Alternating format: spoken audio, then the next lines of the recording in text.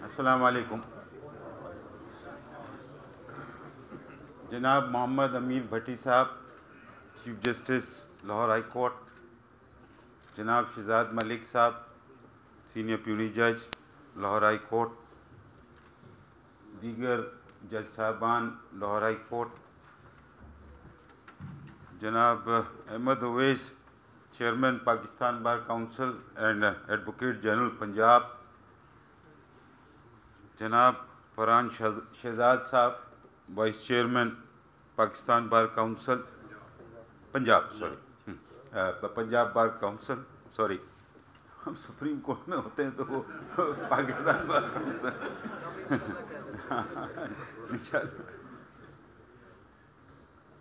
सबसे पहले तो मैं पंजाब बार काउंसिल को मुबारकबाद पेश करता हूँ इस बात की कि जो इन्होंने इक़दामात किए हैं, हालिया जो अदालतों में वाक़यात हुए हैं और उन पे जो इन्होंने इक़दामात लिए हैं, मैं समझता हूँ वो इक़दामात बहुत अच्छे हैं और तारीफ़ के लायक हैं और मैं इसकी मुबारकबाद देता हूँ।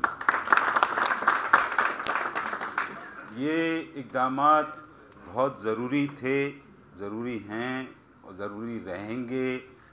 जब तक इन इक़दामात को आप नहीं करेंगे उस वक्त तक हमारे हालात बेहतर नहीं होंगे। ख़ास तौर पे वकीला बरादरी जिनका काम जजों की मावनत करना है, कानून बताना है, केस को आर्ग्यू करना है, एविडेंस रिकॉर्ड करानी है और बहस करना है अदालत में जाके अपने मुकदमे की, वो बजाय इन चीज़ों को करने के जज के साथ बदतमीज़ी करें, उसके साथ नाजेबा ज़बान इस्तेमाल करें, उसके साथ फिर फिज़िकल हो जाएं, ज़ोत-कोप करने की कोशिश करें या ज़ोत-कोप कर दें उनको।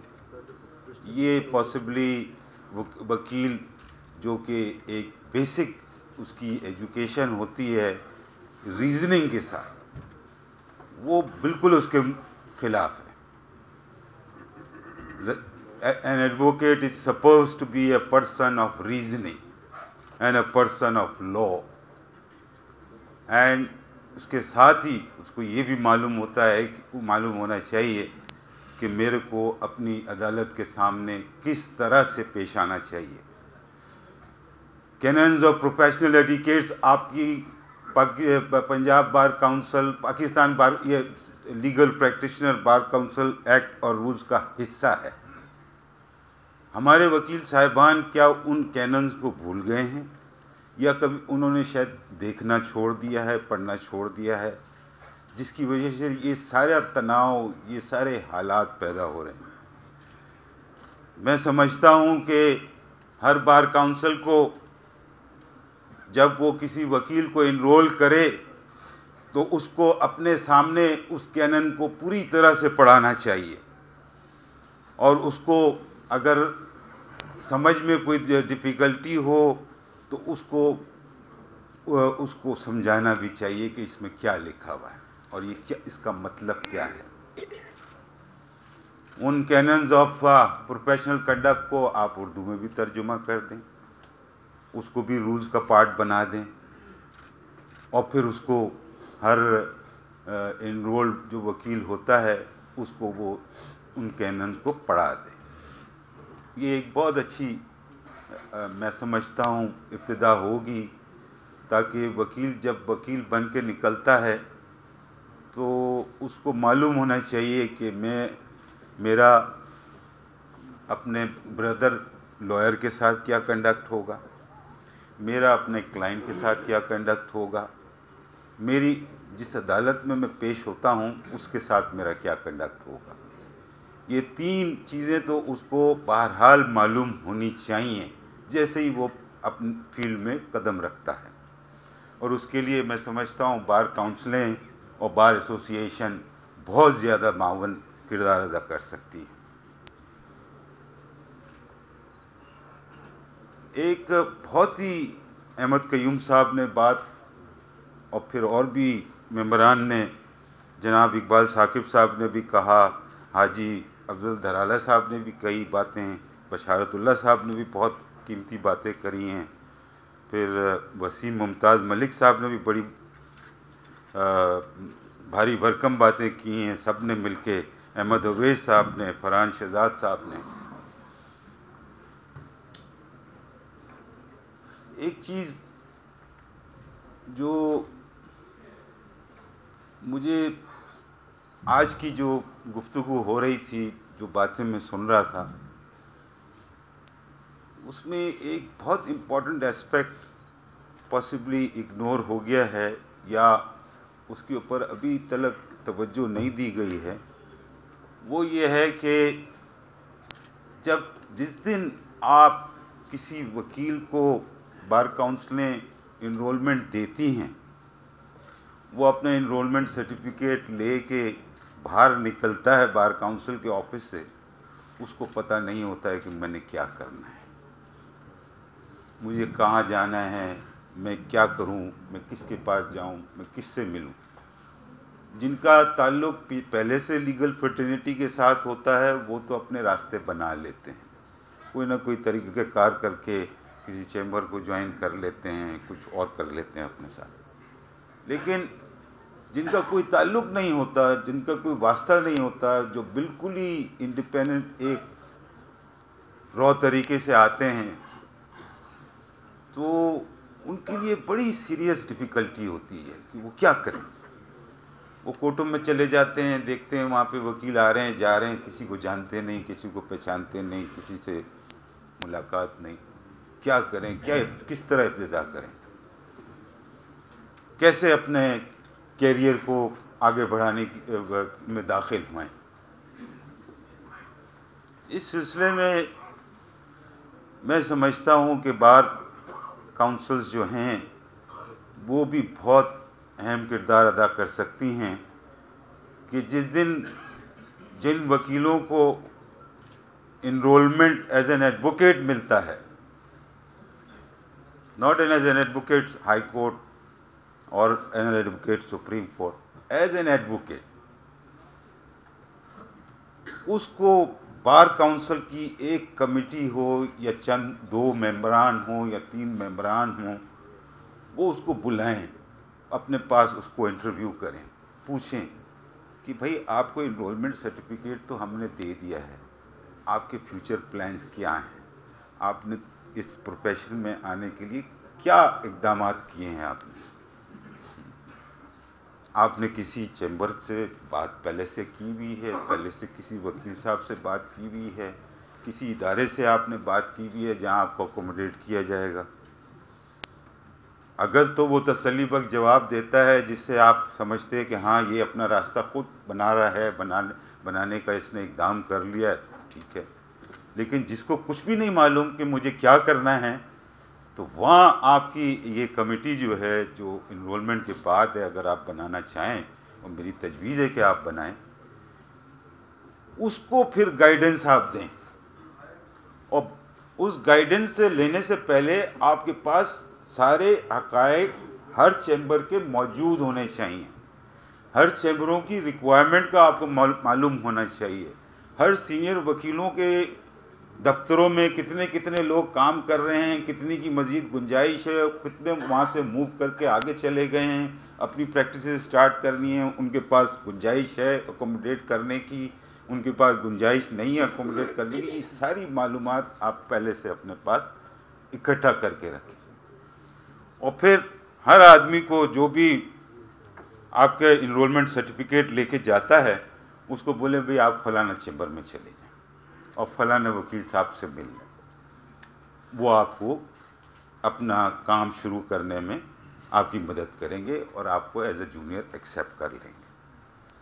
तो ये मैं समझता हूँ कि ये एक मेरी तजवीज़ है, एक मेरा एडवाइस है कि आप इस तरह से कोई अपना कमेटी बनाने की कोशिश करें बार काउंसिल, इसमें बार एसोसिएशन को भी इन्वॉल्व करें अपने साथ, और ये ओपनिंग नए एडवोकेट्स को प्रोवाइड करें, ये इसके लिए ये रास्ता बनाएं उसके लिए, ताकि वो ऐसा नहीं कि जंगल में जाके घूम जाए, उसको कुछ पता नहीं कि अब मुझे क्या करना है, वो किसके हाथ चढ़ जाएगा पता नहीं, और वो क्या काम करना शुरू कर देगा पता नहीं। तो चूँकि आपका काम है एज अ बार काउंसिल कि वकीलों की हिफाजत भी करनी है, आपने उनकी मामलत भी करनी है, उनकी मदद भी करनी है, तो शुरुआत इस मदद से हो तो मैं समझता हूँ इससे ज़्यादा एहसन काम कोई और नहीं होगा। आज जो बातें सुनी हैं, दोबारा कहूँगा, जनाब मोहम्मद इकबाल साकिब साहब की, हाजी अब्दुल दरल्ला साहब की, बशारतुल्लाह खान साहब की, अहमद कयूम साहब की, वसीम मुमताज़ मलिक साहब की, अहमद उवैस साहब की, फरहान शहजाद साहब की, बड़े दिल से निकली हुई बातें हैं ये सारी, और दिल को लगती भी हैं बहुत, और बहुत सारी सच बातें भी हैं जो की गई हैं, और जो हालात वाक़यात का ज़िक्र किया गया है, भाई आप बात ना करें, जो हालात वाक़यात का ज़िक्र किया है वो मैं समझता हूँ उसमें बहुत सारी सदाकत है, वो मौजूद हैं। और जो मैंने अभी ये वीडियो आपकी देखी, लगता है कि पंजाब बार काउंसिल बहुत सीरियसली इन मामलात को एड्रेस कर रही है, और ना सिर्फ वकीलों की प्रॉब्लम को एड्रेस कर रही है, इन वकीलों की प्रॉब्लम के एड्रेस होते हुए साथ साथ उनके लिटिगेंट्स की भी प्रॉब्लम एड्रेस हो जाती हैं, अदालतों की भी प्रॉब्लम एड्रेस हो जाती हैं। और ये काम मैं इसकी बहुत तारीफ़ करूँगा, माशाल्लाह आप बहुत अच्छा काम कर रहे हैं, और मेरी ख्वाहिश है कि आप इसमें मज़ीद चार चांद पैदा करें और मज़ीद आगे बढ़ें इन मामला में। वकला और जज साहबान का एक चोली दामन का साथ है, ये कभी एक दूसरे के एडवर्सरी हो नहीं सकते, ना हैं।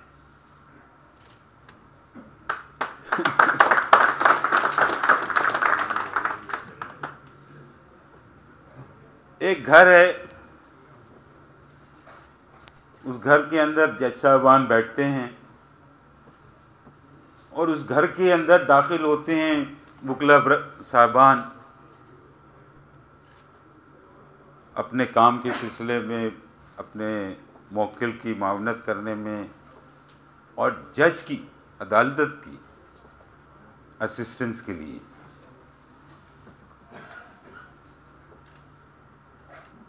तो ये जज और वकला बरादरी जो है ना, जज तो अपनी कुर्सी पे बैठा होता है, सुन रहा होता है, वकीलों के फैसले दे रहा होता है, असल काम इस घर की हिफाजत करने का जो तारीखी तौर पे होता रहा है, ये वकला ही नहीं किया हमेशा, और आज भी इसकी तायीद की गई है, बताया गया है बहुत मजबूत लफ्ज़ों के साथ कि हम इस घर को कभी किसी किस्म का नुकसान नहीं होने देंगे। बहुत अच्छी बात है, बड़ी तकवीत वाली बात है। वकील और जज साहबान हमेशा से साथ हैं, साथ रहते हैं। साथ इन सेंस ये है कि एक उस तरफ बैठता है, एक इस तरफ बैठता है, वकील अपना केस आर्ग्यू करता है, जज अपना फैसला देता है। इसमें किसी को झगड़ने की, नाराज़ होने की बात नहीं, ना होना चाहिए।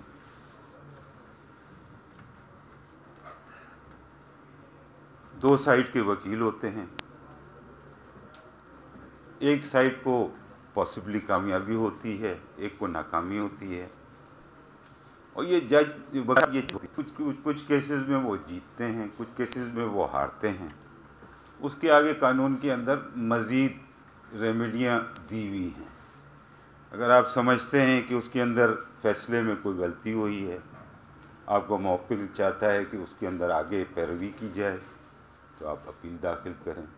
एक बड़ा सुकून से एक सिस्टमेटिक एक सिस्टम बना हुआ है अदालती, जिसके तहत ये अदालती मामलात या जैसे कहते हैं मुकदमों के मामला, वो एक अदालत से निचली दर्जे की अदालत से लेके ऊपर की दर्जे तक अदालत तक का पूरा कानून लिखा हुआ है, कानून लिखा हुआ है।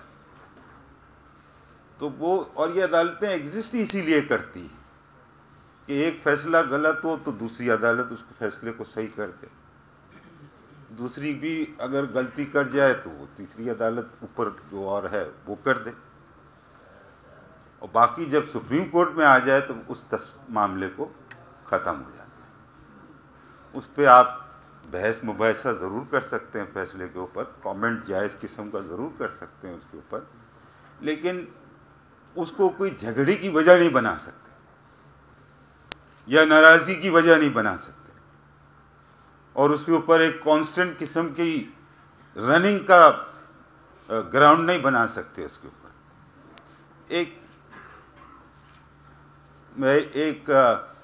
क्रिएटिव किस्म का क्रिटिसिज्म हो सकता है, अपना ओपिनियन दिया जा सकता है, और ये होता है हमारे माशरे में, और इसका हम कोई जज साहबान बुरा नहीं मानते हैं। एक लिमिट में रह के वो अपना क्रिटिसाइज़ करें, क्रिएटिव क्रिटिसिज्म करें, अपना ओपिनियन दें, अपनी बातें करें फैसलों के ऊपर, मोस्ट वेलकम। इससे हम उन बातों को सुनेंगे, हम उनको एग्जामिन करेंगे, उसको देखेंगे कि ये बात मुनासिब है या नहीं है, और फिर हम उसको अपने अगले फैसलों के लिए करामत बनाने की कोशिश करेंगे। लेकिन एक जहन बना लेना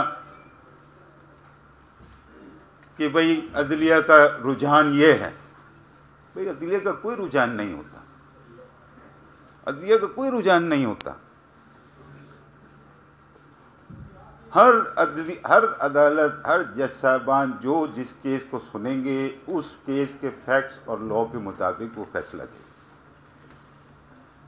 ऐसा कोई नहीं है कि आज सर्दी का मौसम आया तो जज साहब सर्दी वाले फैसले दे रहे हैं ऐसा नहीं होता है, और गर्मी आई तो गर्मी वाले फैसले दे रहे हैं, कानून नहीं बदलता उसमें ऐसा नहीं होता। अदालतें आज़ाद हैं, आज़ाद रहेंगी और आज़ादी से अपने फैसले देंगी।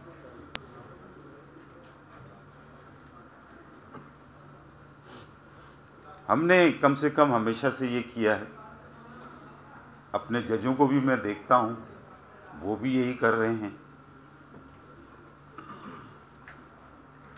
और मेरी दुआ है कि ये सब इदारे ऐसे ही चलते रहें, अच्छी तरह से चलते रहें, और मुतहर्रिक होके चलें, तरक्की पाएँ।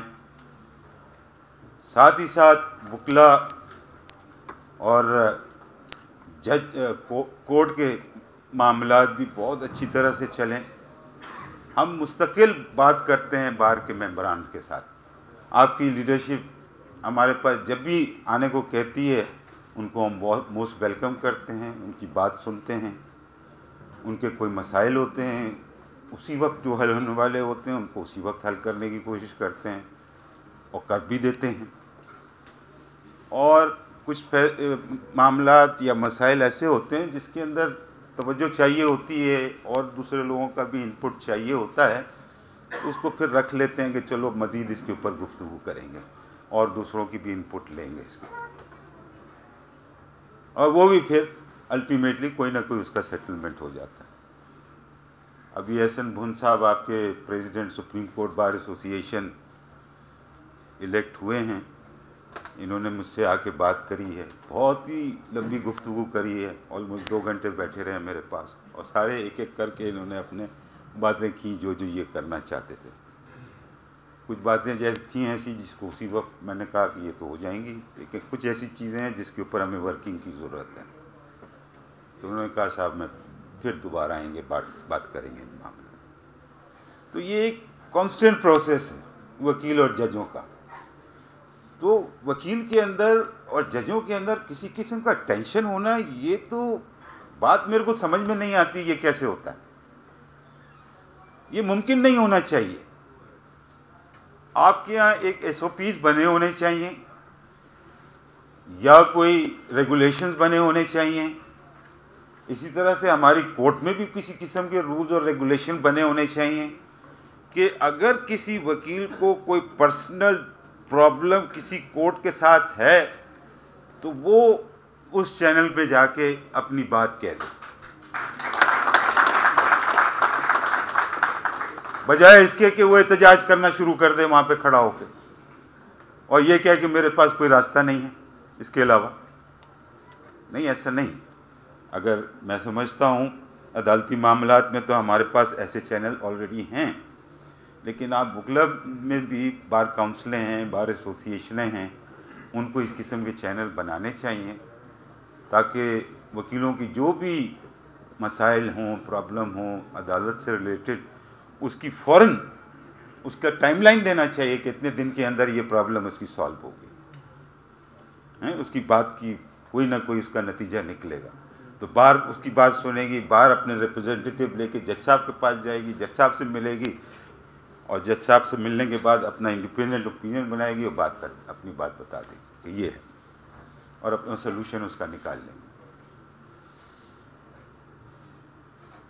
ये हमारे पास सबसे बड़ा मसला जो है अदालत में वो पेंडेंसी ऑफ केसेस का है। वो हमारे को थोड़ा सुप्रीम कोर्ट में भी है, हाई कोर्ट लेवल पे भी है, डिस्ट्रिक्ट जुडिशरी में भी है।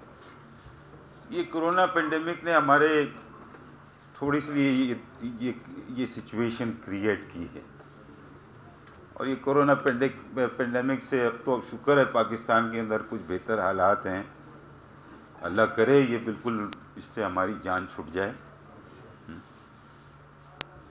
लेकिन ये अभी तक है।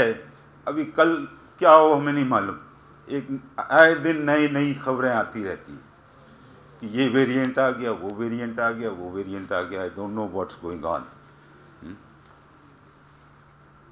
ये किसी को इल्ज़ाम देना मुनासिब बात नहीं है, लेकिन अगर कोई वबा है तो वो है, उसको डील करना चाहिए। तो इस वबा की वजह से हमारे पास पेंडेंसी बढ़ गई है और भी कुछ वजूहात थी जिनका जिक्र करना मुनासिब नहीं है, लेकिन अब मैं आपसे ये रिक्वेस्ट करता हूँ कि आप लोग हमारे साथ आएँ, बैठें, बात करें और इस पेंडेंसी को ख़त्म करने की कोशिश करें। हमारे जज साहब तैयार हैं करने के लिए। बुकला बरादरी को भी इसी तरह से करें। मैं अपनी अदालत में जितने केसेस में लगते हैं, मैं वो केसेस पूरे सुन के उसी दिन कोर्ट में बैठे हुए डिसाइड कर देता हूँ। मैं कोशिश करता हूँ कोई केस एडजर्न ना हो। ऑफिस को इंस्ट्रक्शन है कि अगर किसी में एडजर्नमेंट आई हुई है या कोई प्रॉब्लम है तो वो केस को निकाल के दूसरा केस लगा दे मेरे से, क्योंकि एक दफ़ा मेरे पास लिस्ट हो गया, that I will decide it on that very day.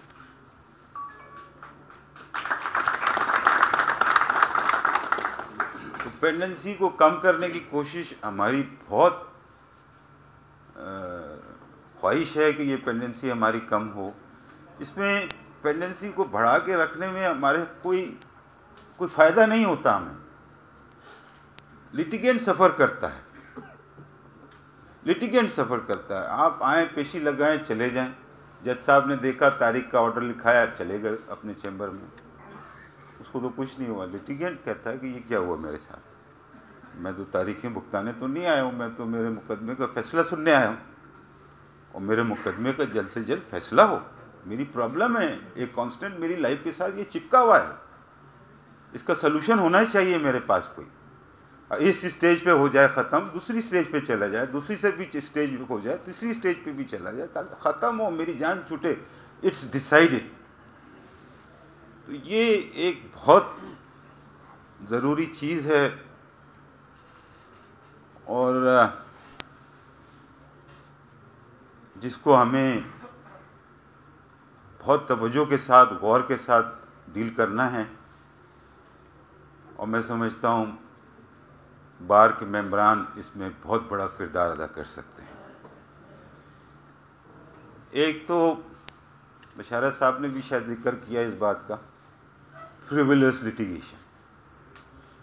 हमारे पास सबसे बड़ी जो डिफ़िकल्ट सिचुएशन हमारी अदालतों में from lower to the top, that we are constantly faced with frivolous litigation. कोई भी आदमी होता है, उसको किसी से कोई नाराज़गी हो जाती है, यार बना के केस दाखिल करते हैं। अब वो क्रिमिनल भी केस दाखिल कर देता है, वो सिविल भी दाखिल कर देता है, दूसरा आदमी लटक गया, उसको वो तो कहता है चलो मेरा तो काम बन गया, इसको लटका दिया। तो हमारी अदालतें, हमारे वकीला बरादरी को इन चीज़ों के लिए यूज़ नहीं होना चाहिए, इन चीज़ों के लिए यूज़ नहीं होना चाहिए। वकील के पास केस आता है, सुनता है, क्लाइंट की बात सुनता है, कागज़ों को देखता है, बताता है कि यार ये केस तो बनता नहीं है, आप कैसे कह रहे हो कि ये केस कोई तो बताए ना कोई बात। बल्कि वो झूठे कागज़ लेकर आता है। वकील तो एक नज़र में देख के पहचान जाता है कि ये क्या कागज़ हैं, इनकी वैल्यू क्या है, इनमें जाली कौन सा कागज़ है और सच्चा कागज़ कौन सा है। इसी तरह जज पहली दफ़ा देखता है, पहचान लेता है कि ये क्या कागज़ है। तो ये फ्रिवुलस लिटिगेशन का हमारे पास एक बहुत बड़ा बैगेज है। आप वकील बरादरी हैं, आप ही का काम है मुकदमात को लेकर आना, कोर्टों में दाखिल करना। इन चीज़ों को आप गौर करें और फ्रिवुलस लिटिगेशन को कोशिश करें कि ये कम बिल्कुल ना ख़त्म ही हो जाए कोर्टों में से। एक जायज़ किस्म के केसेस कोर्टों में आएँ जिसके सुन के कोर्ट अपना फैसला दे और वो दोनों पार्टियों के दरमियान प्रॉब्लम का सलूशन। एडीआर का भी सिलसिला है।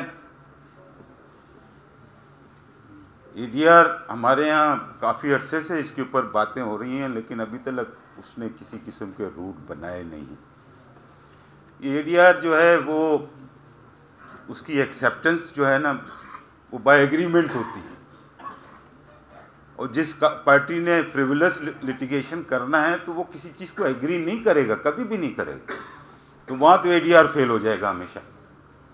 लेकिन जहाँ जेन्युइन डिस्प्यूट्स होंगे और जहाँ पार्टी एक दूसरे को अकोमोडेट करने के लिए तैयार होगी, वहाँ तो एडीआर हो सकता है, और वहाँ एडीआर हो के मुकदमों का प्रॉब्लम्स का सलूशन निकल आए।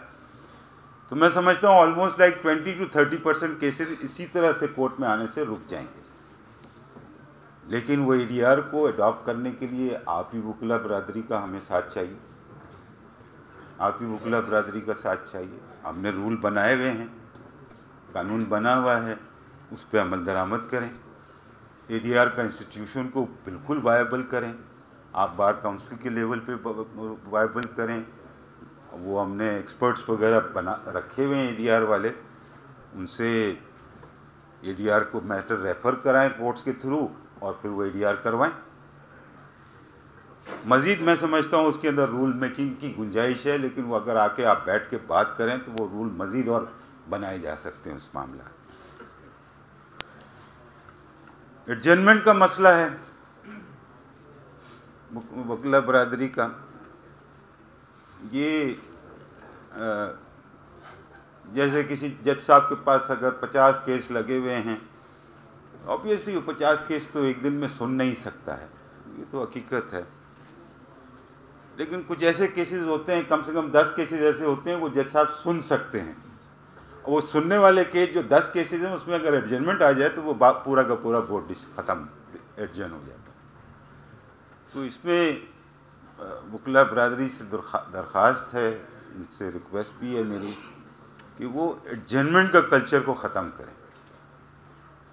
केस कोर्ट में लग जाए उसको चलाएं, खुद नहीं जा सकते अल्टरनेट अरेंजमेंट करें, दूसरा वकील साहब जाएं उस केस को चला लें। लेकिन केस की जब एक दफ़ा तारीख लग जाए तो उसको फिर एडजर्न नहीं होना चाहिए।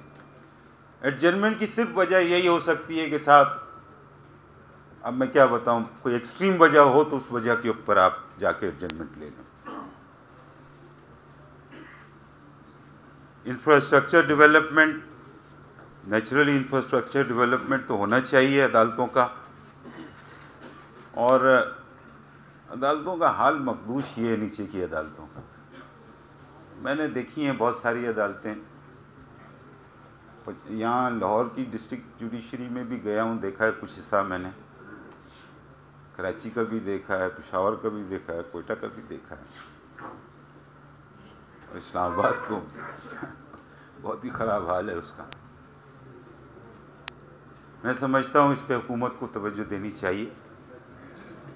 जज साहबान को भी, हाई कोर्ट के जो चीफ जस्टिस साहबान हैं उनको तवज्जो देनी चाहिए, और इस बात को इंश्योर करना चाहिए कि कोर्ट्स का इंफ्रास्ट्रक्चर डेवलप हो, वहाँ पे क्लाइंट्स के लिए, वकीलों के लिए, जजों के लिए प्रॉपर सहूलतें हों अदालतों की, बैठने की, केस की पैरवी करने की, सारी चीज़ें आजकल के जो 21वीं सदी की रिक्वायरमेंट हैं वो पूरी होनी चाहिए। तो चीफ जस्टिस साहब से मेरी रिक्वेस्ट है कि इन चीज़ों को देखें, आप अपने इंस्पेक्शन जजेस से रिपोर्ट लें अपने सारे डिस्ट्रिक्ट जुडिशरी की through out province of Punjab, और ये बताएं कि क्या किस किस जगह पे क्या किस चीज़ की ज़रूरत है, वो इंफ्रास्ट्रक्चर फिर आप उसका प्रोविज़न का बंदोबस्त करें। अपॉइंटमेंट ऑफ जजेस की भी बात की गई, इस पर एस.एन. भुन साहब ने भी मुझसे बात की थी। आइन के अंदर उसका तयन किया हुआ है कि अपॉइंटमेंट ऑफ जजेस कैसे होगी, ना उसमें हमारे कोई अपना कानून है ना कोई कुछ और है, वो एक पार्लियामेंट ने आइन बनाया हुआ है। फिर उसके ऊपर मुख्तलिफ प्रोनाउंसमेंट्स हैं कोर्ट की, हमारी सुप्रीम कोर्ट की। आखिरी जजमेंट जो पॉसिबिलिटी है वो सुप्रीम कोर्ट बार एसोसिएशन वाली है, जो सुप्रीम कोर्ट बार एसोसिएशन ने आके खुद हमारे से ली थी, सुप्रीम कोर्ट से ली। उसको हम मद्देनज़र रख के 5 मेंबर बेंच का जजमेंट है, आगे बढ़ते हैं जजों को बनाने के बाद। अच्छा, इसमें वकला की इनपुट ली जाती है, हमेशा ली जाती है। फिर जुडिशल कमीशन में वकला के एक नुमाइंदे बैठे होते हैं वहाँ पे, वो भी उनको पूरा इख्तियार है कि वो जो भी बात कहना चाहें वो कहें जुडिशल कमीशन में अपनी, वो जो उनका मैंडेट है वहाँ पे जुडिशल कमीशन में कहने का। वो बातें सुनते हैं, सबकी बातें सुनते हैं, उसके बाद फैसला होता है। पिछले कुछ दिनों में देखा हमने कि वो जुडिशल कमीशन चूँकि बहुत ज़्यादा डेमोक्रेटिक हो गया है, बहुत ज़्यादा ओपन हो गया है, बहुत ज़्यादा असर्टिव हो गया है, हर मेंबर को अपनी बात कहने का हक है, हर मेंबर अपनी बात कहता है। ये नहीं है कि चीफ जस्टिस जो चाह रहे हैं अपनी मर्ज़ी से कर लें, ऐसा नहीं होता। अब ये सिलसिला बिल्कुल ख़त्म हो गया।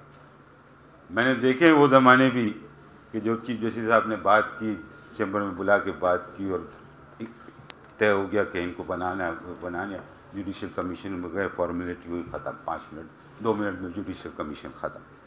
अब नहीं होता ऐसा। अब जुडिशल कमीशन 3-3 घंटे तक बैठा रहता है, 4-4 घंटे तक बैठा रहता है, डिलिब्रेशन करता रहता है, डिलिब्रेशन करता रहता है। उसमें आपकी तरफ से भी इनपुट सारी आती रहती है, और उस डिलिब्रेशन के बाद बाकायदा एक वोटिंग होती है। उस वोटिंग के अंदर अगर मेजॉरिटी वोट आ जाता है तो आदमी थ्रू हो जाता है जुडिशल कमीशन के साथ। नहीं होता, नहीं होता, उसकी बात ख़त्म हो जाती है। तो मैं समझता हूँ ये जो इदारे के अंदर एक बात करने का जो पहलू उजागर किया है, और दिल की बात करना और दिमाग की बात करना और अपनी सारी इन्फॉर्मेशन कलेक्ट करके बात करना, ये एक बहुत अच्छी डेवलपमेंट है और जमहूरी रिवायत के मुताबिक है।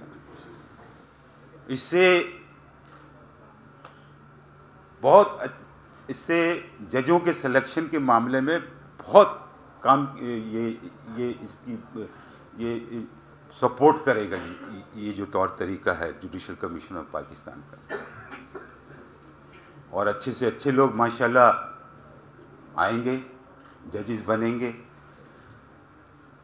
तो ये भी एक प्रोसेस है, चल रहा है, और कोई आजमाइश नहीं है इसके अंदर। ये एक प्रोसेस है जो इंडक्ट हो गया है, और इस इंडक्शन को इंशाल्लाह हम आगे चलाते रहेंगे और एक जमहूरी रिवायत के तहत मामलात को डिसाइड करेंगे कि कौन जज के हमारी जुडिशल कमीशन की मेजॉरिटी जिसको चाहती है बनाना वो बनाएगी, और जिसको नहीं चाहती नहीं बनाएगी, बात ख़त्म है। चीफ जस्टिस का इसके अंदर कोई ना तो कोई कास्टिंग वोट है ना कुछ है, he has got a single one vote. अगर मेंबर्स एग्री करते हैं जुडिशल कमीशन के रिकमेंडेशन से, वेल एंड गुड, नहीं करते okay, will consider someone else, ठीक है। तो ये इसके लिए बड़ा दिल चाहिए होता है, बहुत बड़ा दिल चाहिए होता है कि इन चीज़ों को आप एब्जॉर्ब करें अपने अंदर और एक अच्छी रिवायत बनाएं। तो ये रिवायत की बुनियाद मैंने अपनी टर्म में डाल दी है। अल्लाह करे ये रिवायत ऐसे ही चले और अच्छे से अच्छे लोग जज बन सकें।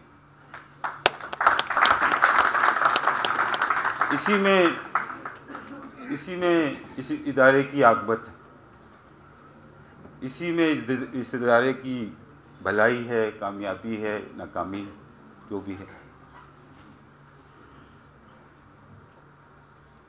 हमारे आपके ताल्लुकात अच्छे होने चाहिए, हमेशा अच्छे रहने चाहिए, गिले शिकवे होने चाहिए, गिले शिकवे बिल्कुल होने चाहिए, लेकिन उन गिले शिकवों को हम एक महज़िब इंसान, पढ़े लिखे इंसान के होने की हैसियत से बैठ के तय कर सकते हैं।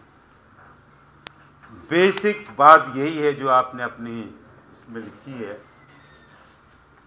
Role of judiciary and legal fraternity in improvement of justice system. This is a constant work, not a one time work. इस किस्म के सेमिनार जैसे आज आपने मुनक्कद किए हैं, इस किस्म के सेमिनार और इस किस्म की बात करने वाले लोग आप अगर और सेमिनारों में भी आ जाएं तो हमारे बहुत सारे मसाइल हल हो जाए, लेकिन वो होते नहीं है, दिल की बात कोई करता नहीं है आके। आज मैंने जो बातें सुनी है ये तो बहुत ही दिल की बातें हैं, and I was really very happy to hear all those things कि हर एक ने अपनी बात कही है और उन सब बातों का सलूशन है, वो बैठ के बात करके ही सलूशन निकलेगा। ऐसे तो नहीं निकलेगा कि आपने कह दिया वो हो जाए। बैठें, आएँ, कोई ऐसा बात है जिसको आपको बैठ के तय करनी है, अली है, तो उसको बैठ के बाकायदा डिस्कशन करके तय करके हम करेंगे। बाकी रूल ऑफ लॉ हमारा काम है, protection of fundamental right, Ahmad Awais साहब, ये हमारा काम है, हम इसको छोड़ नहीं सकते, ये हमारे आईनी ड्यूटी है, ये हमारी आईनी ड्यूटी है। अगर इसमें हम फेल होते हैं तो ये we are violating our own oath, we are not delivering on our oath, we are not performing function which we are required to do by law and by constitution. So this is the first and the foremost thing that the Supreme Court of Pakistan, so also the High Courts of all the Pakistan has to take into consideration, that this is the foremost thing that they have to do and deliver to the people. हर शहरी के fundamental right हर सूरत में protect होने चाहिए, उसके ऊपर दो कलाम नहीं है, और अदालतों को इसमें देने में कोई उज़र नहीं होना चाहिए और उसमें देर भी नहीं करनी चाहिए।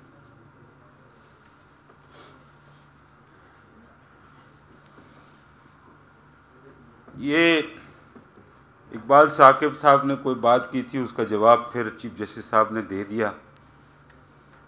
चीफ जस्टिस साहब ने भी बहुत अच्छी बात की चैम्बर्स की कि नए वकील जो आते हैं उनको चैम्बर्स मिलने चाहिए, वही बात मैंने आपको शुरू में बताई।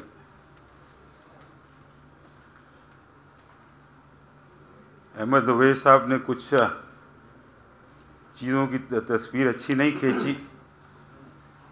मैं नहीं समझता ऐसे कोई हालात हैं, और अगर ऐसे कोई हालात हैं तो उसका हम मुकाबला करेंगे।